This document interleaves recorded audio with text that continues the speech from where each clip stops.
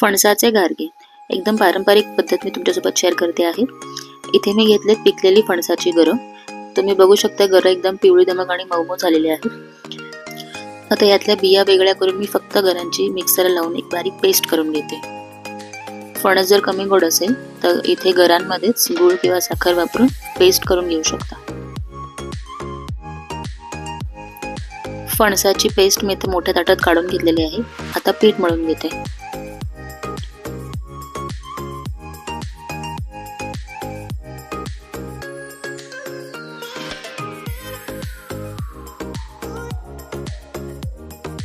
इथे मी ऍड करते 4 ते 4.5 चमचे गव्हाचं पीठ।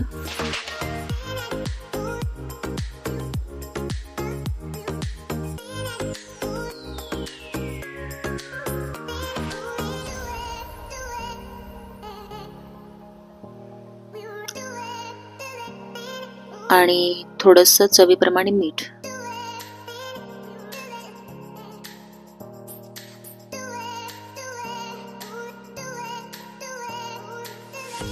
त्यानंतर मी ऍड करते तांदळाचं पीठ। या फणसाच्या पल्पमध्ये जेवढं तांदळाचं पीठ बसेल तेवढं मी ऍड करून घेते।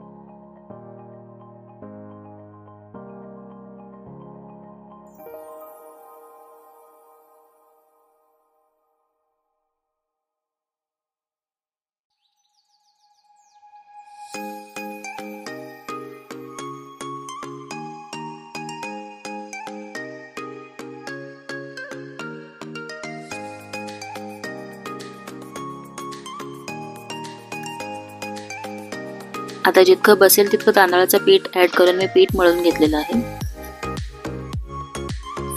आता पीठ मी 15 मिनिटं झाकून ठेवते।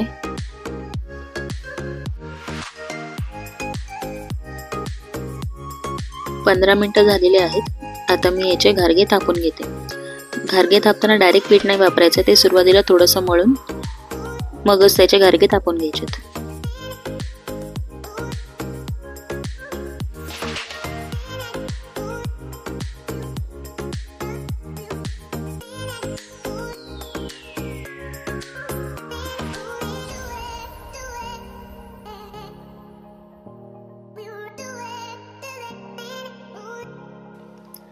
इथे मी दुधाच्या पिशवीला तेल लावून त्यावर पिठाचा गोळा ठेवून बोटाच्या सहाय्याने गोल गोल घारगे थापून घेते।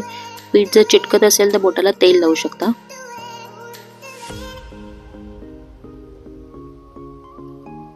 अशाच प्रकारे मी सगळ्या पिठाचे घारगे थापून तळून घेते।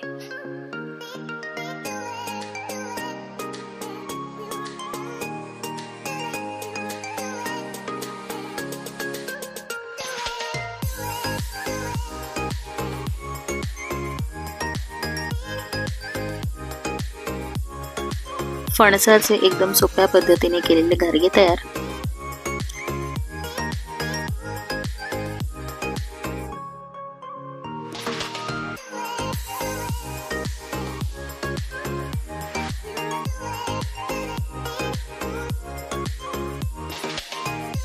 रेसिपी आवडली असेल तर चॅनलला सबस्क्राइब करा, व्हिडिओजना लाईक करा आणि शेअर करा। Thank you so much for watching.